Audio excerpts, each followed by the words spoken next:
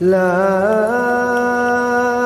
أقسم بيوم القيامة ولا أقسم بالنفس اللوامة أيحسب الإنسان أن لن نجمع عظامه بلى قادرين على أن نسوي بنانه. بسم الله الرحمن الرحيم. الحمد لله نحمده ونستعينه ونستغفره ونؤمن به ونتوكل عليه ونعوذ بالله من شرور أنفسنا ومن سيئات أعمالنا من يهد الله فلا مضل له ومن يضلله فلا هادي له. اللهم صل وسلم على محمد وعلى آله وأصحابه وأتباعه وأزواجه وذرياته. أما بعد فأعوذ بالله من الشيطان الرجيم. بسم الله الرحمن الرحيم. والذين يكنزون الذهب والفضة ولا ينفقونها في سبيل الله فبشرهم بعذاب أليم. صدق الله العظيم. عن ابن عباس رضي الله تعالى عنهما أن النبي صلى الله عليه وسلم بعث معاذا إلى اليمن فقال ادعوهم إلى شهادة أن لا إله إلا الله وأني رسول الله فإنهم أطاعوا لذلك فأعلمهم أن الله افترض 5 صلوات في كل يوم وليلة فإن أطاعوا لذلك فأعلمهم أن الله افترض صدقة في أموالهم تؤخذ من أغنيائهم وترد على فقرائهم. رواه البخاري أو كما قال عليه الصلاة والسلام. بھائی دوستو بزرگو، اللہ تبارک و تعالی نے ہم تمام کے ہدایت کے لیے، ہم تمام کے رہنمائی کے لیے آپ صلی اللہ علیہ وسلم کی ذات کو نمونہ بنایا ہے، اور جس طرح آپ صلی اللہ علیہ وسلم کی ذات یہ ہماری رہبری کے لیے ایک نمونہ ہے، اسی طرح جو کتاب آپ صلی اللہ علیہ وسلم پر اتاری گئی ہے وہ بھی ہماری ہدایت کے لیے ہے. اس لیے مختلف جگہوں پر اللہ تبارک و تعالی نے مختلف احکام کے ذریعے انسان کو زندگی گزارنے کا طریقہ بتلایا کہ دنیا کی زندگی کس طرح خوشگوار بن سکتی ہے، دنیا کی زندگی کس طرح پرسکون بن سکتی ہے. اس لیے اللہ تعالیٰ نے قرآن کریم میں ایک جگہ ارشاد فرمایا ان اللہ یأمرکم ان تعدوا الامانات الی اہلہا، کہ بلا شبہ اللہ تبارک و تعالیٰ تمہیں حکم دیتا ہے کہ امانت کو اس کے حقدار تک پورا پہنچا دیا جائے.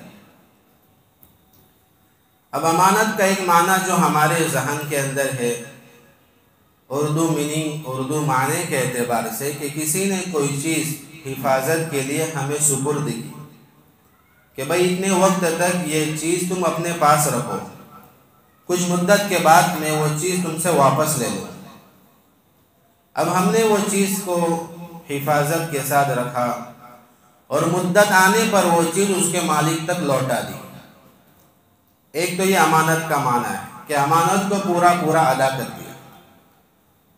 لیکن علماء کرام فرماتے ہیں کہ عربی زبان کے اندر امانت کا معنی بڑا وسیع ہے، اور اسی لفظ کو اللہ تعالیٰ نے قرآن کریم کے اندر بھی استعمال کیا.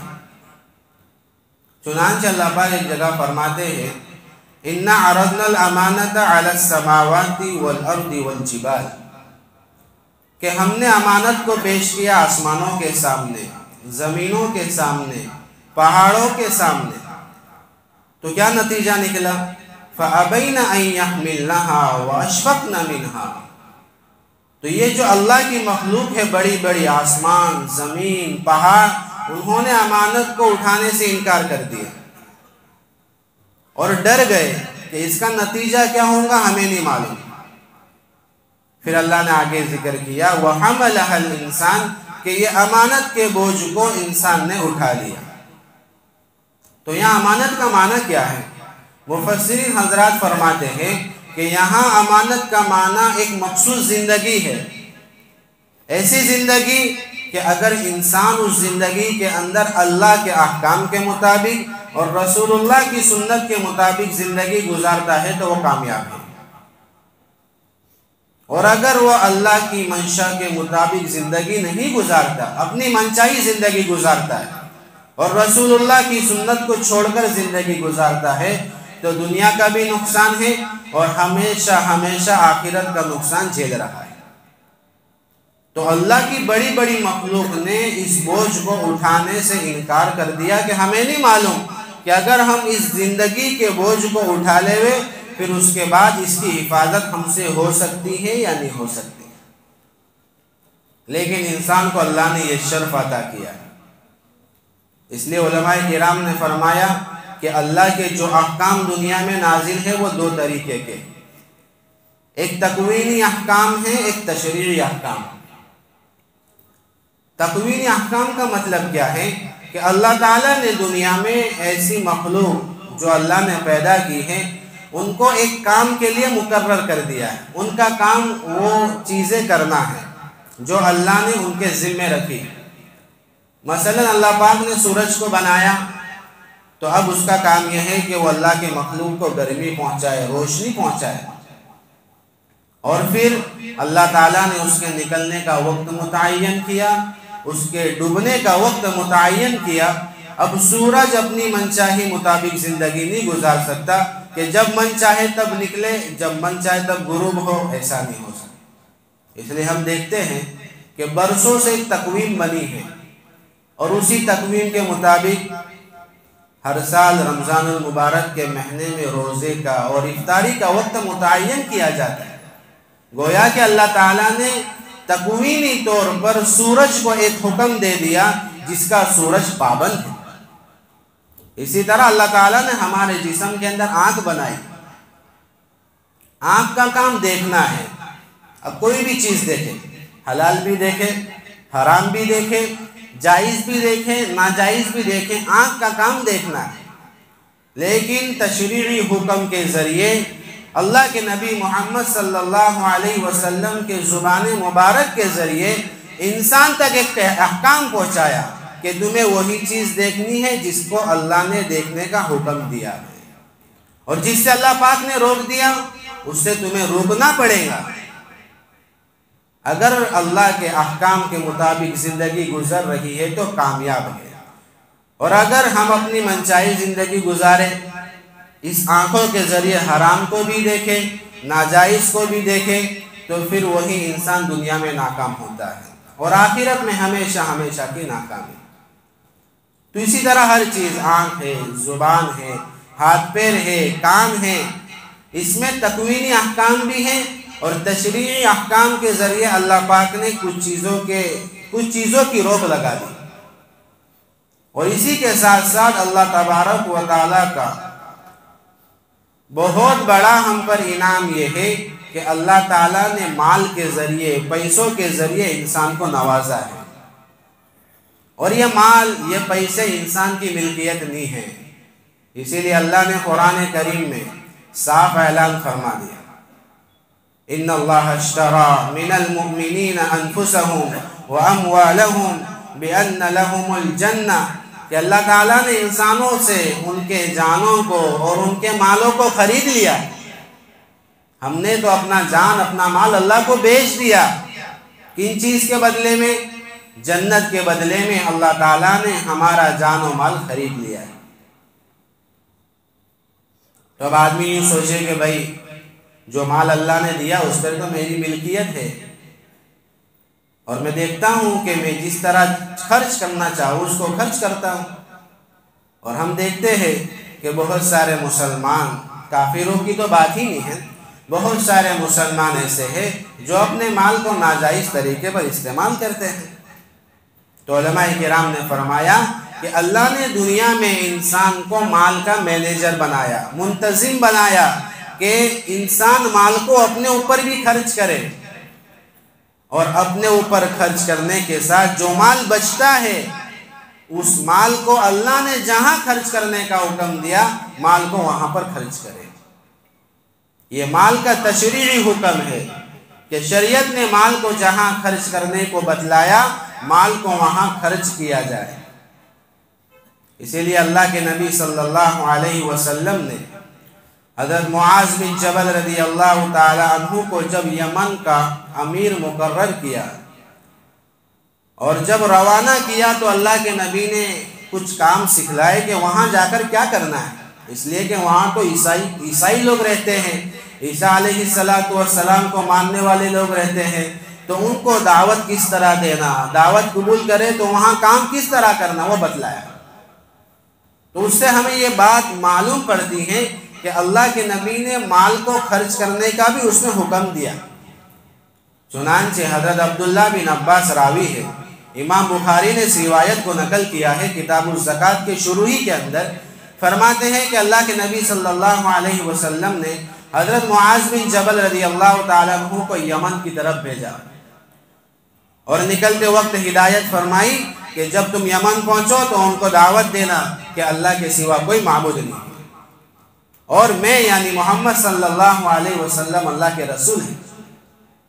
اگر وہ ان دعوت کو قبول کر لیتے ہیں تو دوسرے نمبر پر ان کو سمجھانا کہ اللہ نے تم پر 5 وقت کی نمازیں روزانہ فرض کی ہے، اور اگر اس کو بھی قبول کر لیتے ہیں تو پھر ان کو حکم دینا کہ اللہ تعالیٰ نے تمہارے ذمہ زکوٰۃ کو فرض کیا، اور کیا طریقہ ہے اس کا، مالداروں سے لیا جائے اور غریبوں کو دیا جائے۔ یہ خصوصیت کہ زکوٰۃ کے مال کو مالداروں سے لیا جائے اور غریبوں کو دیا جائے یہ امت کے لیے خاص ہے۔ اس کے پہلے جتنی بھی امتیں تھیں تو ان کو زکوٰۃ نکالنا فرض تھا، لیکن ان کا طریقہ مختلف تھا۔ طریقہ یہ ہوتا تھا کہ جب زکوٰۃ کا مال وصول کر لیا جاتا تو اس کو پہاڑ کی چوٹی پر رکھ دیا جاتا، آسمان سے ایک آگ آتی اور اس مال کو جلا دیتی کہ اس کا کوئی فائدہ انسانوں کو نہیں ہوتا تھا۔ اللہ نے احسان فرمایا، کرم فرمایا، فضل فرمایا کہ اللہ تعالیٰ نے غریبوں کا بھی خیال کیا کہ مال کو اغنیاء سے، مالداروں سے لے کر غریبوں میں تقسیم کیا جائے۔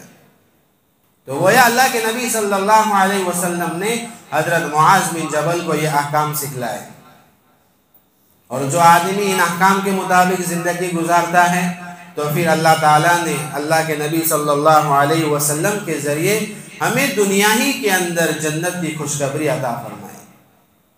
اسی لیے اس کے نیچے امام بخاری دوسری روایت نقل کرتے ہیں، حضرت ابو ایوب انصاری رضی اللہ تعالیٰ عنہ راوی فرماتے ہیں کہ ایک شخص اللہ کے نبی کی خدمت میں حاضر ہوا اور فرمانے لگا، یا رسول اللہ کوئی ایسا عمل بتلا دے کہ اس عمل کو کر کے میں جنت میں داخل ہو جاؤں۔ آج ہم میں سے ہر شخص چاہتا ہے کہ بھائی جنت میں داخل ہو جاوے اور جہنم سے بچ جاوے، لیکن جو عمل جنت میں جانے کے ہیں وہ ہمیں پسند نہیں آتے۔ ہاں، عمل وہ پسند آتے ہیں جو جہنم تک لے جانے والے ہیں۔ عمل ہم وہ کرتے ہیں جو ہمیں جہنم تک لے جانے والے ہیں، اور رمضان المبارک میں بھی یہ ماحول دیکھا جا رہا ہے۔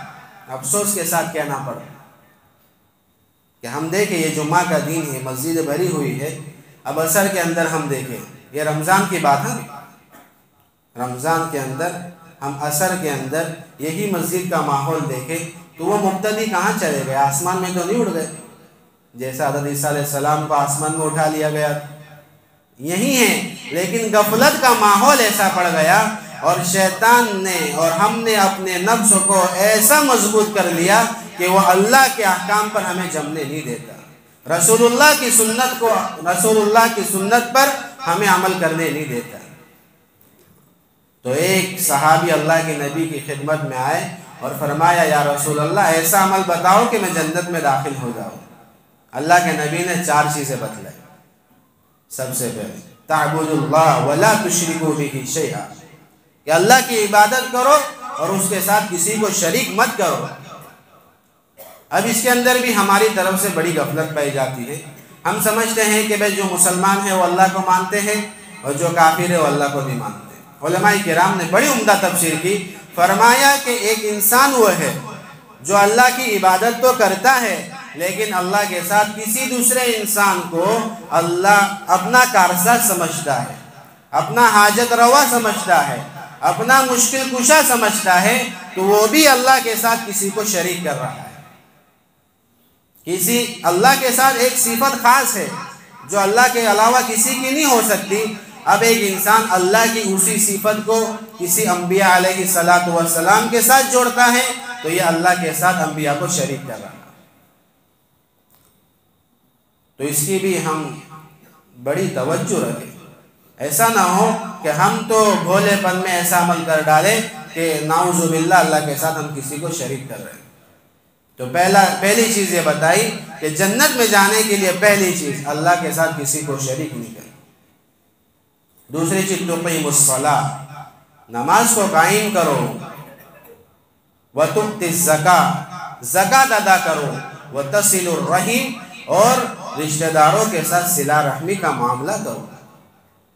کہ صلہ رحمی یہ بڑی اونچی چیز ہے کہ صلہ رحمی سے اللہ تعالیٰ انسانوں کو عزت کے میناروں پر چڑھاتے ہیں، اور آدمی صلہ رحمی کا اہتمام نہیں کرے اور قطع رحمی کرے تو جو رات آنے والی ہے لیلۃ القدر، ایسی رات میں بھی اللہ تعالیٰ اسے انسان کی مغفرت نہیں فرماتے۔ تو یہ چار چیزیں کہ ان پر اگر آدمی عمل کرے تو سیدھا جنت میں چلے جائے۔ تو یہ اللہ کے نبی صلی اللہ علیہ وسلم نے زکوٰۃ نکالنے کے فضائل بتائے کہ اگر تم زکوٰۃ نکالتے ہو تو تمہیں یہ فضیلت حاصل ہوں گی، اور جنت کی سیڑھی چڑھنے کے لیے ایک سیڑھی زکوٰۃ کی ہے، اور اگر آدمی نہیں نکالے اور کنجوسی کرے، بخل کرے، تو پھر اللہ تعالیٰ نے بڑی وعید قرآن کریم کے اندر بتلائی ہے۔ دو وعیدوں کو آپ کے سامنے ذکر کرنا ہے۔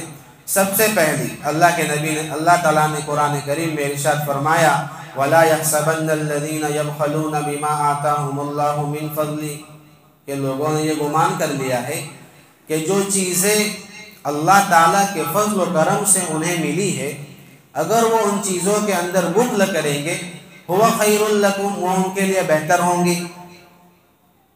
کہ جتنی بھی چیزیں ہمیں ملی ہے وہ ہماری نہیں ہے، یہ تو اللہ تعالیٰ کے فضل کرم سے ہمیں ملی ہے۔ اور اگر کوئی انسان یوں کہے کہ بھائی اتنا بڑا جو کاروبار میں نے کھڑا کرا ہے یہ تو میری ہنرمندی سے کھڑا کرا ہے، یہ میری طاقت سے کھڑا کرا ہے، یہ میری ڈگری سے میں نے کھڑا کرا ہے، تو خدا پاک کی قسم اس کو دھوکہ لگا ہے۔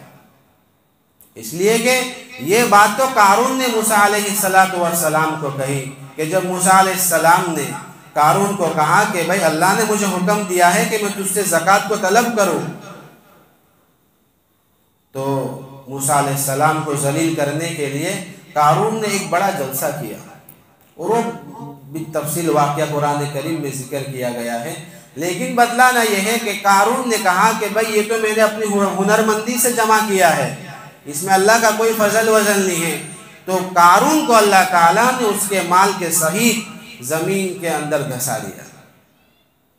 یہ قارون کی ہلاکت کا سبب اس کا مال بنا۔ تو آدمی یوں نہیں سوچے کہ بھائی ہماری ہنرمندی سے ہم نے مال کمایا، ایسا نہیں ہے، بلکہ اللہ ہی کے فضل سے ہمیں ملا ہے۔ اس لیے اللہ آگے فرماتے ہیں کہ تم یوں سمجھتے ہو کہ بخل کرنے سے تمہارا فائدہ ہوگا، بل ہوا شر لکم، ایسا نہیں ہے، بلکہ تو بہت بری چیز ہے۔ اور اگر تم زکوٰۃ ادا نہیں کرتے ہو اور بخل کرتے ہو، سَيُطَوَّقُونَ مَا بَخِلُوا بِهِ يَوْمَ الْقِيَامَةِ، کہ یہی مال قیامت کے دن تمہارے گلوں کے اندر توق بنا کر ڈالا جائے گا۔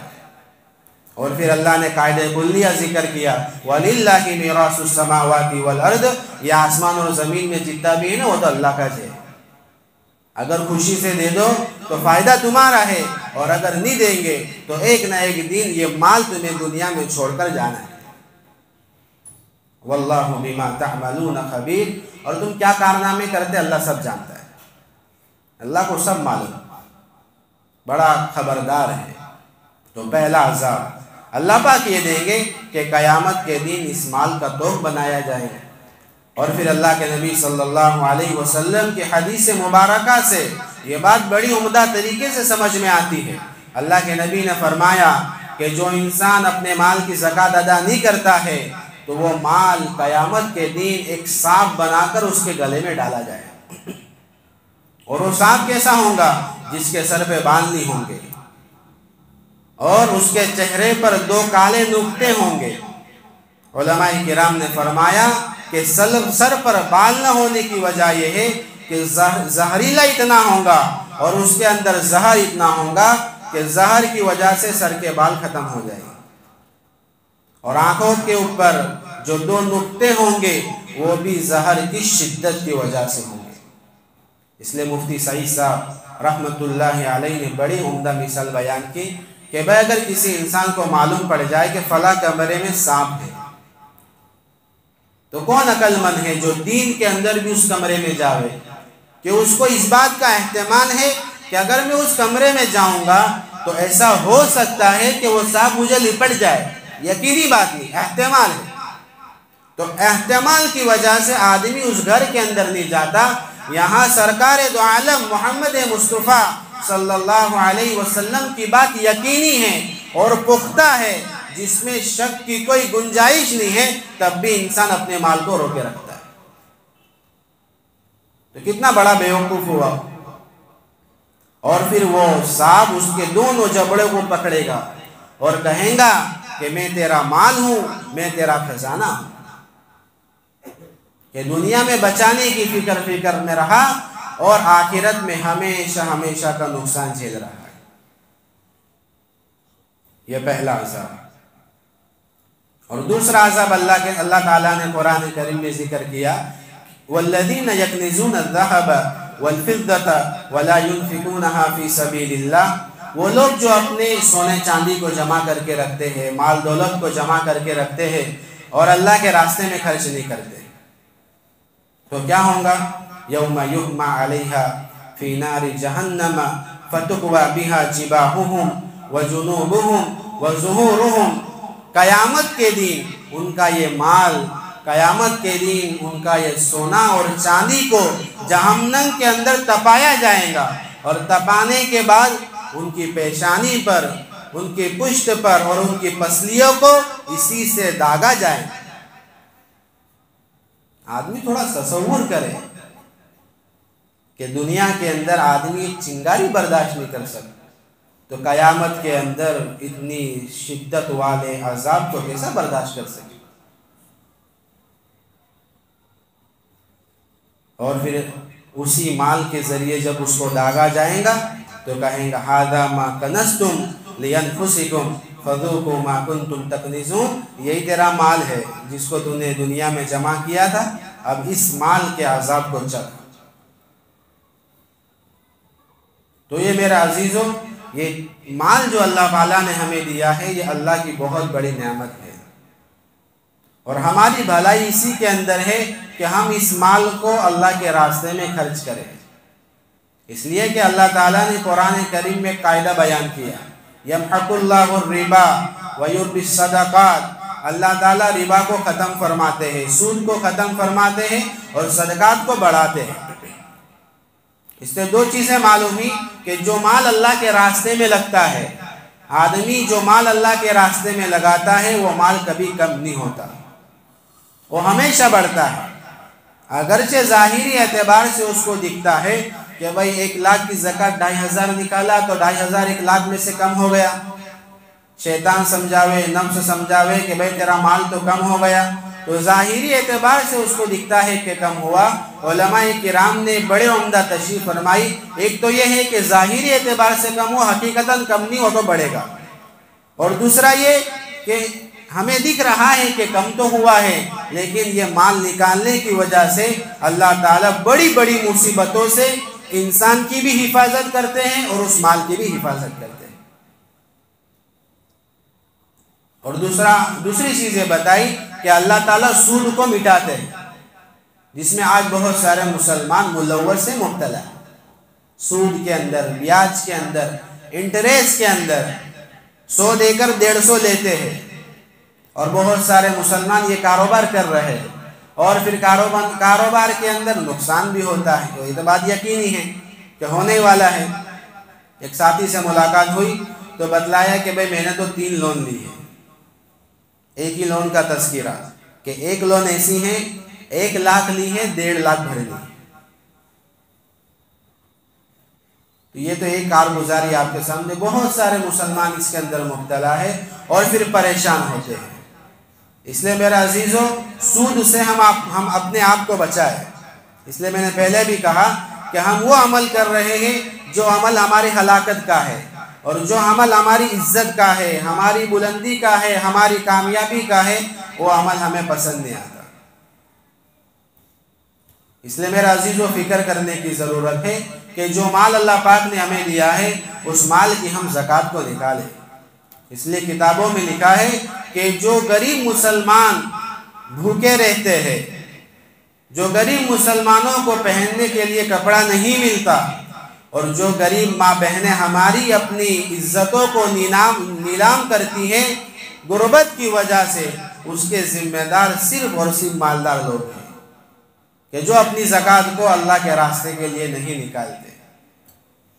اور دوسری بات لکھی ہے کہ اگر فقراء کو مالداروں کی زکوٰۃ کافی نہ ہوتی تو اللہ تعالیٰ مسلمانوں کے ذمے دوسری چیز کو فرض کرتا تاکہ وہ چیزوں کے ذریعے غریبوں کی مدد ہو سکے۔ کہ جو زکوٰۃ اللہ تعالیٰ نے فرض کی ہے، اگر مکمل طور پر مسلمان اس کو نکالتا ہے تو غربا کی، غریب لوگوں کی ضرورت پوری ہو سکتی اور پوری ہوتی ہے۔ لیکن فکر اس بات کی ہے کہ ہم اس کو کریں۔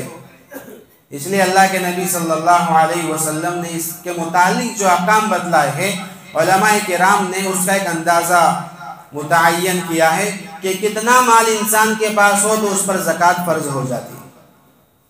موٹا موٹا حساب جو ہمیں بھی معلوم ہے کہ 7.5 تولہ سونا ہو تو انسان پر زکوٰۃ واجب ہو جاتی ہے، 52.5 تولہ چاندی ہو تو انسان پر زکوٰۃ واجب ہو جاتی ہے۔ لیکن اس کے اندر بھی غفلت یہ ہوتی ہے کہ ہم سمجھتے ہیں کہ بھئی سونا بھی ہے انسان کے پاس، چاندی بھی ہے، نقد روپیہ بھی ہے، تو آدمی دیکھتا ہے کہ بھئی سونا تو اتنا ہے کہ ابھی تک نصاب تک نہیں پہنچا، چاندی اتنا ہے کہ وہ بھی نصاب کو نہیں پہنچی، اور مال اتنا ہے کہ وہ بھی نصاب کو نہیں پہنچا، تو ہم پر زکوٰۃ تو فرض نہیں ہے۔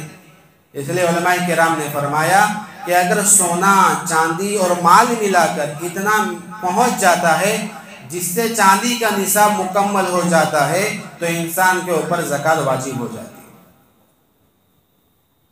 گرام کے اعتبار سے جو سونے کا گرام ہے 7.5 تولہ 87 گرام 480 ملی گرام، اور چاندی کا ہے 612 گرام جس کی قیمت تقریباً 43,000 روپے تک ہوتی ہے، 43,000 تک ہوتی ہے۔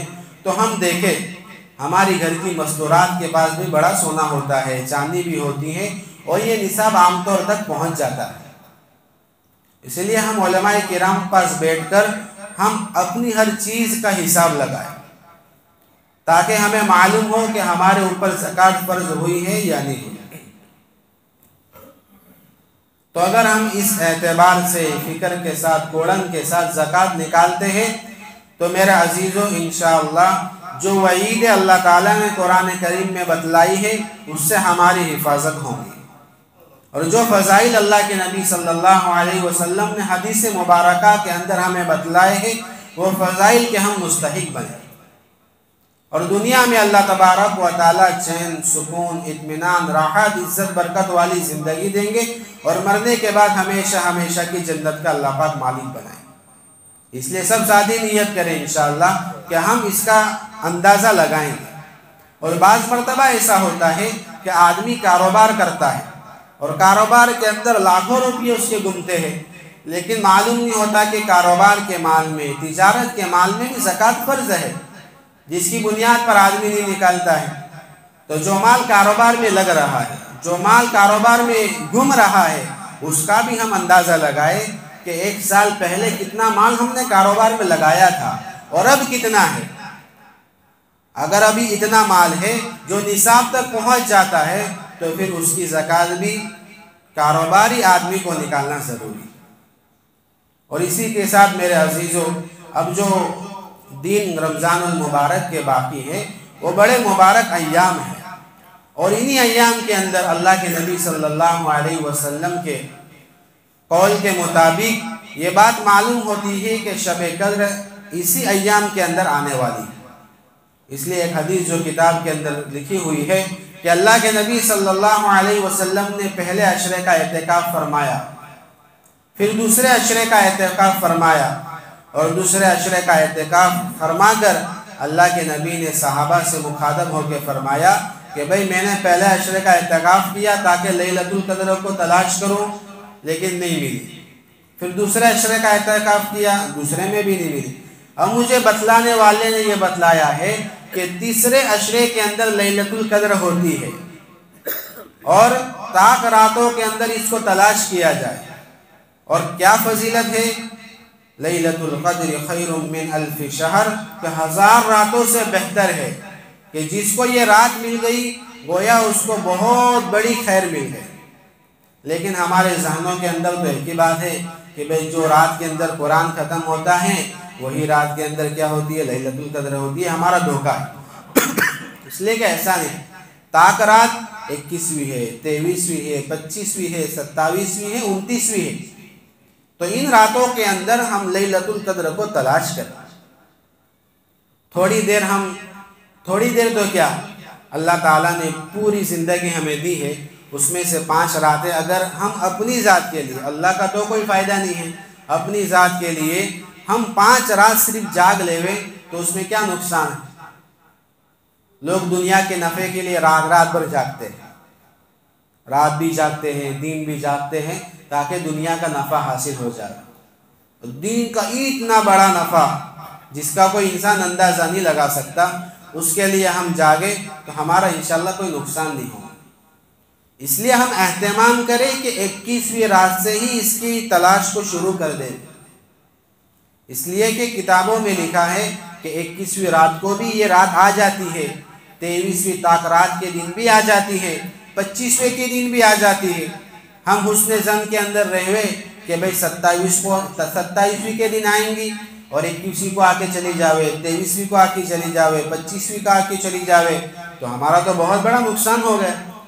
اس لیے ہم غفلت میں نہ رہیں، ہم بھی اس کی فکر کریں، ہمارے دوست احبابوں کی بھی اس کی فکر کرنے کو کہے، اور ہماری گھر کی مستورات کو بھی اس کی فکر میں لگا دیں کہ اگر 21ویں کو نہ ہوئی تو آدمی نے جو عمل کیا ہے وہ عمل تو بیکار جانے والا نہیں ہے، بلکہ اس کا ثواب بھی ملے گا.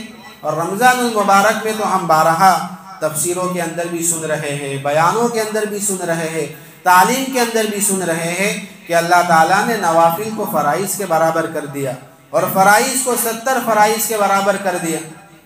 تو یہ سب فضیلتیں جب ہمیں معلوم ہیں تو پھر ہم کیوں پیچھے ہٹے بھائی؟ اگر دنیا کے اندر یا اعلان کر دیا جائے ابھی کہ بھئی نماز کے بعد صابری مسجد کے گیٹ پر امام صاحب کھڑے رہیں گے اور جو آدمی 1 روپیہ دے گا اس کو 70 روپیے ملیں گے، تو کیا ہوگا بولو؟ سنت بھی نہیں پڑھیں گے نا ہم تو بھائی. سب دروازے کھل جائیں گے اور ایسا طوفان برپا ہوگا کہ لوگ سمجھیں گے کیا ہو گیا بھائی یہاں. کیوں ہوا بھائی؟ کہ دنیا کا نفع ہمیں سمجھ میں آیا ہے، لیکن دین کا بڑے سے بڑا نفع ہمارے سمجھ میں ہے.